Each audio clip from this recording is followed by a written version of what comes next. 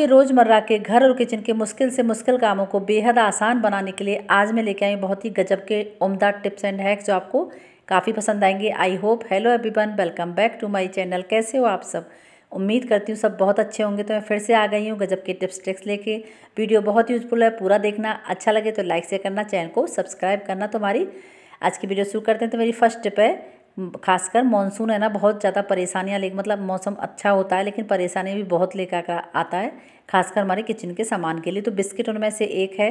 जब भी पैकेट खुलता है बिस्किट का तो एक बात ये होती है कि जो करारापन, जो टेस्ट इसका रहता है ना पैकेट खुलने पर, बारिश के मौसम में बिल्कुल गायब सा हो जाता है। जितना क्रिस्पी बिस्किट होता है उसका टेस्ट भी गायब हो जाता है और करारापन भी बिल्कुल ख़त्म हो जाता है। जरा अगर किसी गेस्ट को दें या बच्चों को दें, एक दो बिस्किट छोड़ भी दे तो पूरी तरीके से सील जाते हैं, ना उन्हें खाने का मन करता है और ना ही उन्हें फेंकने का मन करता है। बड़ी मुसीबत हो जाती है। तो इसके बचने के लिए आपको लेनी है चीनी, शुगर। तो जो भी बिस्किट का पैकेट है ना, आप उसमें थोड़ा सा आधा आधा चम्मच, एक चम्मच चीनी डाल के रख दें। तो आपके बिस्किट जो सीले हुए हैं ना वो भी ठीक हो जाएंगे पूरी तरीके से। और अगर सीले नहीं है तो पहले से एडवांस में डाल के रखेंगे तो वो सीलेंगे भी नहीं, तो वही करारापन रहेगा और टेस्ट भी अच्छा रहेगा और बिस्किट भी अच्छे रहेंगे। नेक्स्ट आइडिया है, जो गोदरेज की अलमीरा होती है ना हमारी, तो उनमें डोर में देखा होगा एक ही हैंग करने के लिए होता है हुक उसमें। तो कई बार हमें कई चीज़ें ऐसी होती हैं कि अलमीरा में, जैसे की होल्डर हमें बनाना हो, की रिंग जैसे जो कभी कभार इस्तेमाल होती हैं चीज़ें, वो हमें रखने के लिए की होल्डर बनाना हो या फ़ोटो फ्रेम वगैरह लगाना हो, तो इसके लिए आप एक छोटा सा काम कर सकते हैं। आपको इस तरीके से डबल साइड टेप लगा लेना है, जैसे मैं दिखा रही हूँ। तो मैंने 3 जगह लगाया है। इसमें आप है ना, जैसे छोटू मोटू सा मेरा हैंग करने के लिए है, स्टैंड है। इसमें चाहे तो आप अपनी बच्चों की जो कभी कभार इस्तेमाल होते हैं स्केच वगैरह है वो रख सकते हैं, चाहे आप मेकअप का छोटा मोटा सामान है तो वो रख सकते हैं, या फिर जो भी आपको अच्छा लगे। तो इसमें एक जगह रखा रहेगा और हमारा डोर है उसका भी अच्छा यूज होगा। वरना हैंग करने के लिए सिर्फ एक ही नॉक होती है, उसमें हम क्या क्या रखें। और इस जगह से दूसरी जगह मैं आपको फ़ोटो फ्रेम लगा के दिखा रही हूँ। तो इस तरीके से ये मेरी बेटी ने बनाया था अपने हाथ से। तो ये बनाया, तो ये भी आप लगा करके अच्छे से आपको ऑर्गेनाइज कर सकते हैं। नेक्स्ट आइडिया है पिलो को लेके। तकिया होता है ना, तो क्या होता है, हम लेडीज़ को, अक्सर लोगों को आदत होती है, सब लेडीज़ को के ना चंपी करके सोते हैं रात को बालों में। तो बालों की तो अच्छी हो जाती है, अच्छी बात है चंपी करना, बालों में ऑयलिंग करना, लेकिन रात को लगा के जब तकिया पे सोते हैं ना तो सबसे ज़्यादा परेशानी होती है, तकिया में ना तेल अंदर तक चला जाता है। तो कवर तो ख़राब होता ही है, अंदर तक हमारा तकिया है वो ख़राब हो जाता है, वो दिखने में भी ख़राब लगता है और ना उसको इस्तेमाल करने का मन करता है। तो इसके लिए तकिया के 2 हैक मैं आपके साथ शेयर करूँगी। एक तो सबसे पहले आप हमेशा तकिया पर ना 2 कवर चढ़ा के रखें। वो किस लिए? क्योंकि जहाँ छोटे बच्चे हो ना, हम उन्हें धुलने के लिए लेते हैं तो क्या होता है कि वो तकिया है नीचे वाला गंदा होता जाता है। तो मैंने तो बिल्कुल सिल रखा, क्योंकि मेरे बच्चे छोटे हैं और बहुत ही ज़्यादा नॉटी हैं।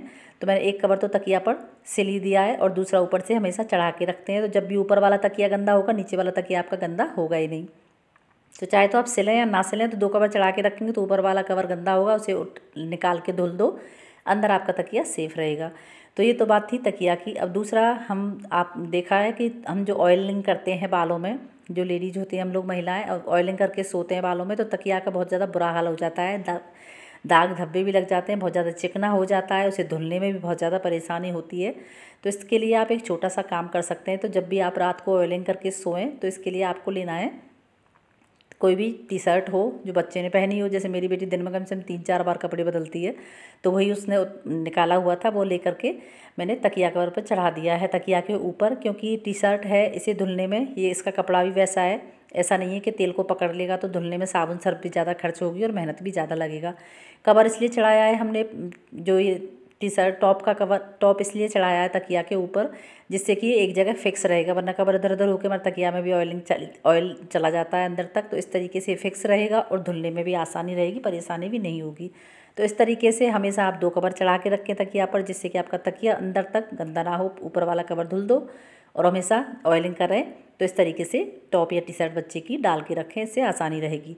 नेक्स्ट आइडिया, इस तरीके के पर्स रहते हैं हमारे घर में, चाहे लेदर के हों, बच्चों के हों, बड़ों के हैं। ये मेरा काफ़ी पुराना पर्स है। तो जैसे जैसे इस्तेमाल होते जाते हैं ना, तो आपने देखा होगा कि इनकी जो चैन है ना, धीमे से अच्छे से काम करना बंद कर देती है, तो अटक अटक के चलने लगती है। तो इस परेशानी से बचने के लिए, जैसे वो पर्स है, ये बेटी का पर्स है, तो इसमें भी जैसे जैसे हम कम इस्तेमाल करते हैं चीज़ों को, तो इसकी चैन है ना, तो वो बहुत ज़्यादा हार्ड चलने लगती है, अटक अटक के चलने लगती है। तो इसको आप सॉफ्ट और स्मूथ बना सकते हैं, बहुत आसानी से चलेगी ये आराम से। तो इसके लिए ले लेना है आपको साबुन, कोई भी नहाने वाला, ठीक है।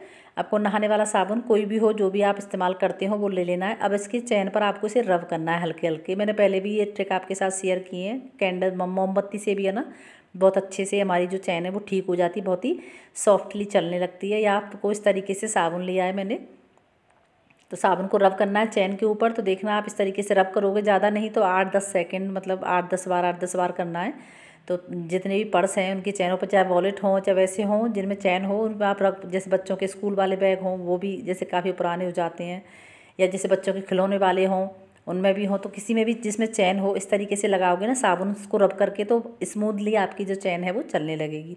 नेक्स्ट आइडिया इस तरीके के डोरमेट को लेकर होता है कि अक्सर हम है ना इस जैसे इस्तेमाल करते हैं, जैसे पैर पोंछना हो तो ये कुछ भी इस्तेमाल करते हैं तो आगे पीछे खिसकने लगता है, इधर उधर होता है, तो बड़ी परेशानी हो जाती है। कई बार तो पैर फिसल के मतलब गिरने का भी डर रहता है और इधर उधर चलता रहता है। तो इसके लिए छोटा सा आप काम कर सकते हैं। क्या करना है, आपको लेना है डबल साइडेड टेप, ठीक है। तो देखना एक जगह इतने बढ़िया से फिक्स हो जाएगा, आपको परेशानी भी नहीं होगी और ये भी एक जगह रहेगा।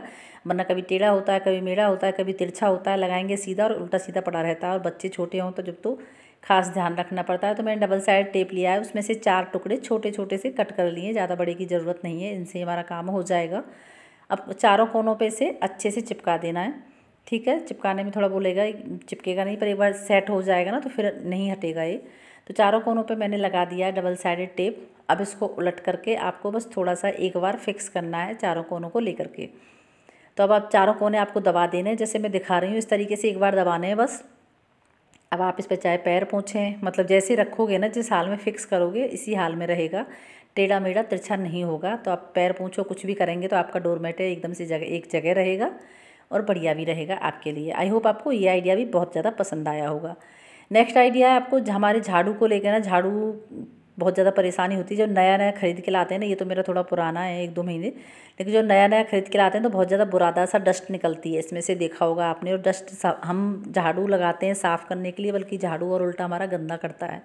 तकरीबन 8-10 दिन 15 दिन तो ये परेशानी रहती है, तो बड़ी इरिटेशन हो जाती है कभी कभी तो, क्योंकि बहुत ही ज़्यादा कितना भी हम क्लीन कर लें फिर भी इसमें से डस्ट निकलती रहती है। तो आगे से आप एक छोटा सा काम कर सकते हैं, इस ये परेशानी ना हो, तो जो भी डस्ट वगैरह है वो नहीं निकलेगी। तो एक बार जितना साफ़ करना है आपको साफ़ कर लें। उसके बाद लेने हैं आपको कोकोनट ऑयल, नारियल का तेल लेना है, या फिर आप बजाज आलमंड तेल होता है ना वो लेना है। और कोई कुकिंग ऑयल और मतलब और कोई भी ऑयल नहीं लेना है, मस्ट सरसों का तेल बिल्कुल भी नहीं लेना है, वरना और ज़्यादा चिपचिप हो जाएगा, बहुत ज़्यादा ख़राब हो जाएगा। तो या तो आप नारियल का तेल लें या फिर बजाज आलमंड तेल, क्योंकि जैसे इस्तेमाल करेंगे ना तो ये थोड़ी देर बाद उड़ जाता है, सूख जाता है, तो आसानी रहेगी, हमारा काम भी हो जाएगा और चिपचिप ज़्यादा वो भी नहीं होगी। थोड़ा थोड़ा तेल डालना, ज़्यादा नहीं, 8-8 10-10 बूंद दोनों साइड, तीनों साइड डाल करके, जैसे मैं हाथ से दिखा रही हूँ इसी तरीके से आपको हाथ से इसे सेट करना है, थोड़ा फैलाना है जिससे हमारे पूरे झाड़ू में लग जाए। अब जितना भी बुरादा होगा ना एक्स्ट्रा वो सब निकल जाएगा, और हमारे झाड़ू में जो जितनी भी डस्ट थी, बुरादा सा था, वो सारा एक बार में निकल करके आगे से फिर आपको ये परेशानी नहीं होगी। आइडिया लग रहा होगा ऐसे काम कर रहेगा नहीं, पर ये करके देखना, ये आइडिया काम करेगा। तो जितनी भी जो आपको परेशानी होती है ना, वरना झाड़ू लगाते हैं हम साफ़ करने के लिए, और बल्कि हमारा झाड़ू पीछे पीछे से और ज़्यादा गंदा करके लाता है। तो इस तरीके से करना, आपकी परेशानी हल हो जाएगी। तो आज की मेरी टिप्स ट्रिक्स यही थी। सबसे ज़्यादा कौन सी पसंद आई कमेंट में ज़रूर बताना। पूरा वीडियो देखने के लिए दिल से thanks for watching. Next video में फिर से मिलती हूँ, तब तक के लिए जय श्री श्याम।